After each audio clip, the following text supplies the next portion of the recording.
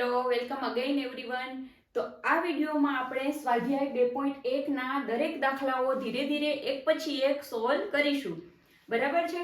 તો ચાલો સૌથી પહેલા જે દાખલો છે, પહેલો ક્વેશ્ચન, એની આપણે રકમ વાંચી લઈએ। રકમ શું કહેવા માંગે છે એ હંમેશા સમજી લઈએ ને એટલે આન્સર એકદમ સહેલો પડે। ચાલો પહેલો ક્વેશ્ચન શું છે, 10,999 ના પછી તરત આવતી ત્રણ પ્રાકૃતિક સંખ્યા લખો। એટલે 10,999 પછી કઈ સંખ્યા આવે છે એ સંખ્યા લખવાની છે। તો ચાલો હું પહેલા તમને ડાયરેક્ટ જવાબ લખીને બતાવું, અને જો કોઈ સ્ટુડન્ટ્સ એવા છે, લગભગ સ્ટુડન્ટ્સને ડાયરેક્ટ જવાબ મનમાં આવી જશે, પણ જો કોઈ સ્ટુડન્ટ્સ એવા છે કે મગજમાં ડાયરેક્ટ આન્સર આવતો નથી તો ટેન્શન લેવાની કોઈ જરૂર નથી। આપણે ઉતાવળે આંબા પકાવવા નથી, આપણે નિરાતે સાઈડમાં ગણી લેવાનો। પછીની ત્રણ કીધું ને એટલે એમાં એક એક ઉમેરતા જાઓ અને પછીની સંખ્યા મેળવતા જાઓ। પહેલા આપણે ડાયરેક્ટ જવાબ લખી લઈએ, પછી આપણે દાખલો ગણીને પણ જોઈએ, બરાબર। 10,999 તો શું આવે, 10,999 છે, 999 માં હજી એક નાખીએ તો 1000, તો 10,000 પછી કેટલા આવે, 11,000। તો જવાબ આવી ગયો। પહેલી સંખ્યા કઈ છે તો કે 11,000। બીજી સંખ્યા કઈ આવશે, 11,001। અને ત્રીજી સંખ્યા કઈ આવશે, 11,002, બરાબર છે। આ ત્રણ છે એના જવાબ। જો ધારો કે માઇન્ડમાં ડાયરેક્ટ જવાબ આવ્યો નથી તો આપણે શું કરશું, ચાલો 10,999 એમાં કેટલા નાખવાના, 1, 9 ને 1 10 ની 0 વધી 1, 9 ને 1 10 ની 0 વધી 1, 9 ને 1 10 ની 0 વધી 1, 1 નો 1 અને આ ઉપરથી ઉતાર્યો 1, તો કેટલો જવાબ આવી ગયો, 11,000। હજી એમાં +1 કરો એટલે 11,001, હજી +1 કરો તો 11,002। ઇન કેસ માઇન્ડમાં જવાબ નથી આવ્યો તો, બાકી તો ડાયરેક્ટ મનમાં જવાબ આવી ગયો હોય તો એકદમ સારું। ચાલો એના પછીનો 10,001 ના પહેલા તરત આવતી ત્રણ પૂર્ણ સંખ્યાઓ લખો। આની પહેલાની કીધી, આમાં કેવું કીધું કે પછીની। હવે આ ક્વેશ્ચનમાં શું પૂછ્યું આપણને કે એના પહેલા આવતી, એની પહેલા કઈ સંખ્યા આવે છે એ સંખ્યાનો જવાબ આપણી પાસે માંગ્યો, તોય ડાયરેક્ટ માઇન્ડમાં આવે। ચાલો ડાયરેક્ટ માઇન્ડમાં શું આવે, જો 10,001 ની પહેલા કોણ આવે, 10,001 ની પહેલા કોણ આવે તો કે 10,000, 10,000, બરાબર। ચાલો 10,000 ની પહેલા કોણ આવે તો કે 9,999, 9,999। એની પહેલા કોણ આવશે તો કે 9,998। જો ડાયરેક્ટ માઇન્ડમાં આન્સર નથી આવ્યો, કોઈ સ્ટુડન્ટ્સ ને એવું થાય છે કે આ આન્સર કેવી રીતે આવી ગયું છે મને નથી સમજાતો, તો આપણે એક ગણતરી કરી લઈએ। ચાલો 10,001 ની પહેલા કોણ આવે તો કે 10,000, આ તો આવી જશે માઇન્ડમાં। ચાલો આ ગણતરી હું કરીને બતાવું। 10,000 ની પહેલાની કઈ સંખ્યા છે, 10,000 ની પહેલા આવતી સંખ્યા, તો એની પહેલા જે આવતી હોય ને હંમેશા જે સંખ્યા છે એના કરતા એક ઓછી હોય, તો આપણે એક ઓછી કરવા માટે એક વડે બાદ કરવું પડે। તો ચાલો કરી લઈએ। ચાલો 0 માંથી 1 જાશે નહીં, તો પહેલા શું આવે, દસકો, 10 માંથી 1 જાય તો 9, અહીંયા દસકો આવ્યો છે એટલે અહીંયાથી ઉછીના લેવા પડે એટલે 9, તો અહીંયા પણ હતા નહીં એટલે અહીંયાથી ને ઉછીના લેવા પડે એટલે 9, અહીંયા પણ 9, હવે અહીંયા કપાઈને થશે એક ઓછું 0 એટલે 0, તો જો કેટલો જવાબ આવી ગયો, 9,999। તો આવી ગયો આઈડિયા કઈ રીતે આવશે જો એક પહેલાની સંખ્યા પૂછી હોય તો। ચાલો હવે આ સમજાઈ ગયું હોય તો આપણે સૌથી નાની પૂર્ણ સંખ્યા કઈ છે, સૌથી નાની પૂર્ણ સંખ્યા આપણે થિયરી વાળા લેક્ચરમાં સમજ્યું ને, જો પ્રાકૃતિક સંખ્યા ક્યાંથી ચાલુ થાય, 1 2 3 અનંત સુધી, અને પૂર્ણ સંખ્યા ક્યાંથી ચાલુ થાય, 0 1 2 3 અનંત સુધી। તો પૂર્ણ સંખ્યામાં સૌથી પહેલી સંખ્યા કઈ આવી હતી તો કે 0, તો આપણો જવાબ શું થશે, 0। સૌથી નાની પૂર્ણ સંખ્યા કઈ છે તો કે 0, બરાબર છે।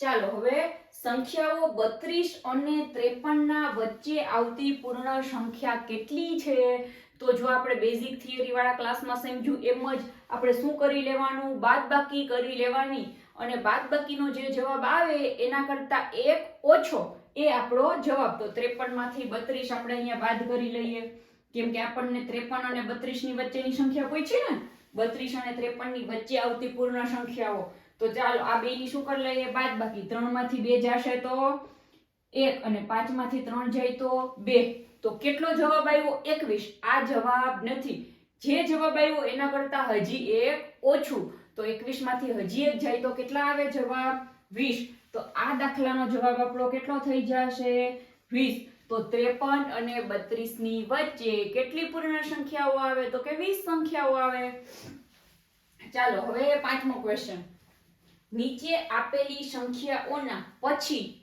તરત આવતી સંખ્યા જણાવો પછીની સંખ્યા હોય તો હંમેશા શું કરવાનું હોય +1 એના પછીની હજી જોતી હોય તો જે જવાબ આવ્યો એમાં હજી +1 હજી એના પછીની જોતી હોય તો હજી +1 બરાબર તો આપણે આના પછીની આપણને કીધી છે આના પછીની આપણને તો આમાં એક એક જ પૂછી છે ચાલો શું છે 24,40,701 તો સીધું મનમાં આવશે અહીંયા છેલ્લે 701 છે તો અહીંયા કેટલા થઈ જાય 702 તો ચાલો 24,40,702 આ થઈ ગયો આપણે આનો જવાબ જો આવું અંક હોય ને ત્યારે હંમેશા ધ્યાન રાખવાનું 1,01,99 જ્યારે અહીંયા 99 નો આંકડો હોય ને તો એનો મતલબ સમજવાનો કે હવે એના પછીનો આંકડો જાશું અહીંયા શું છે 199 છે 199 છે તો 199 પછી કોણ આવે 200 તો આપણે અહીંયા કોણ આવશે જવાબ 200 આગળનું તો એમ જ રહેશે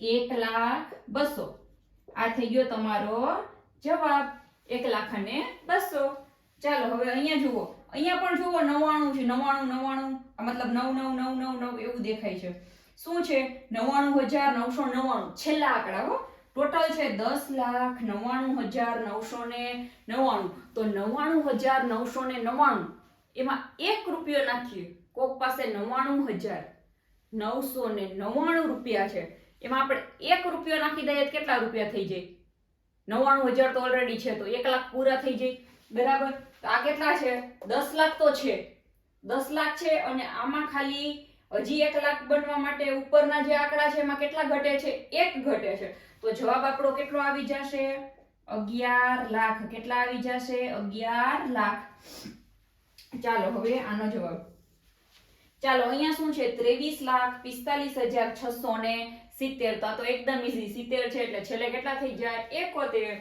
બાકીનું બધું એમને એમ 23,45,671 તો ચાલો હવે આપણે ક્વેશ્ચન નંબર 6 અને ક્વેશ્ચન નંબર 7 સમજી લઈએ તો ક્વેશ્ચન 6 ની રકમ શું કહેવા માંગે છે એ પહેલા આપણે સમજી લઈએ નીચે આપેલી સંખ્યાની તરત પહેલાની સંખ્યા જણાવો તો હવે ડાયરેક્ટ આપણે આના જવાબ લખીએ છીએ પણ જો કોઈને ડાયરેક્ટ જવાબ નથી આવડતા તો શું કરવાનું -1 બરાબર છે આપણે અહીંયા ડાયરેક્ટ જવાબ લખીએ છીએ ચાલો 94 તો શું આવશે એની પહેલાની તરત પહેલાની કેટલી આવશે 3 ચાલો 10,000 ની તરત પહેલાની કોણ આવે તો કે 9,999 9,999 ચાલો 2,08,090 એની પહેલાની કોણ આવશે હવે જો અહીંયા છેલ્લે 90 હોય ને તો શું આવે 89 બરાબર એના આગળનો આંકડો લેવાનો તો ચાલો કેટલા આવશે 2,08,000 અને 89 ચાલો અહીંયા કોણ છે 76,54,321 તો અહીંયા છેલ્લો આંકડો 321 ની આગળ શું આવે 320 તો એ આવશે એનો જવાબ 76,54,320 બરાબર છે ચાલો હવે છઠ્ઠો ક્વેશ્ચન હવે સાતમા ક્વેશ્ચન ને સમજી લઈએ સાતમો ક્વેશ્ચન શું કહેવા માંગે છે નીચેનામાંથી અથવા તો નીચેનામાંથી સંખ્યાની કઈ જોડ ડાબી બાજુએ આવશે અને કઈ જમણી બાજુએ આવશે તે જણાવો અને તેમની વચ્ચે યોગ્ય ચિહ્ન મૂકો તો આ જે જોડ આપેલી છે આ જો સંખ્યાઓની જોડ આપેલી છે 530 ને 503 370 ને 307 એવી જોડી આપેલી છે એમાં કઈ સંખ્યા ડાબી બાજુએ આવશે સંખ્યા રેખા ઉપર તમે સંખ્યા રેખા દોરો તો એમાં ડાબી બાજુએ સંખ્યા હોય એના કરતા જેમ જેમ જમણી બાજુ જાવ એમ સંખ્યા કેવી થતી જાય મોટી થતી જાય જેમ કે અહીંયા 0 1 2 3 4 5 6 7 8 બરાબર એમ સંખ્યા મોટી થતી જશે તો આપણે ડાબી બાજુએ કઈ સંખ્યા આવશે મગજમાં આવી ગયું સીધું નાની સંખ્યા અને જમણી બાજુ કઈ સંખ્યા આવશે તો કે મોટી સંખ્યા